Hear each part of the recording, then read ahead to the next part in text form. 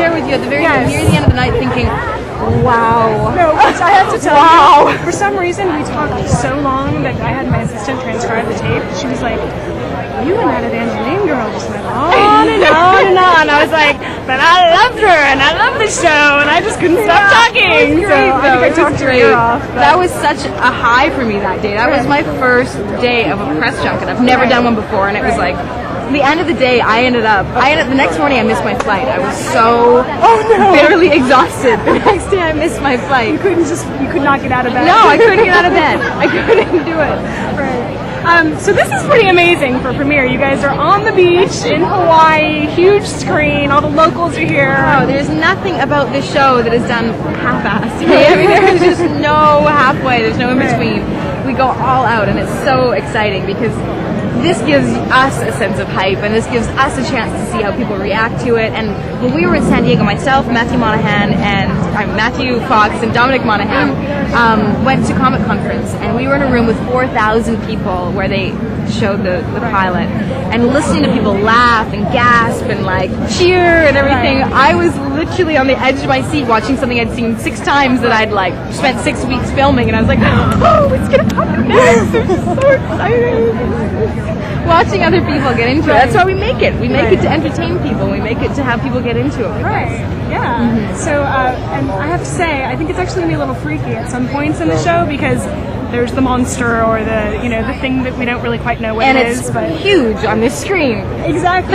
So I'm a little frightened to be watching it out here personally. You can come sit with me. I'll hold your hand. Oh, you're just too sweet. You're just too sweet.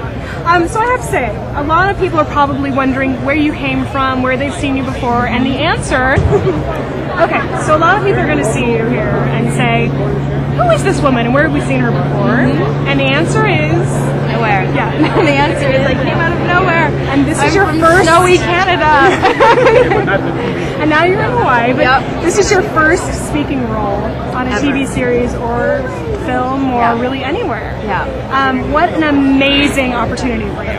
It's ridiculous. I am completely out of my league. Humbled by the entire I've seen the pilot and I can experience. say you're not, but no, I definitely am, but I'm happy to be there. I mean, I popped out of an igloo and landed in a palm tree, and I am the luckiest girl in the world. I feel like I beam every day because I ended up in a job that I had no idea how much I would love. Fell madly in love with it. I don't know how I could not act now. Fell into a group of people that I feel like I could spend another 7 years on an island with, a very small island with, and this is the opportunity of a lifetime, and I don't want to pass up one single day without milking it and loving it and being grateful for it. So, and in the initial script, Matthew Fox's character was killed off, and it was just you. Yeah, scary. How did you feel when you read that? Holy crap.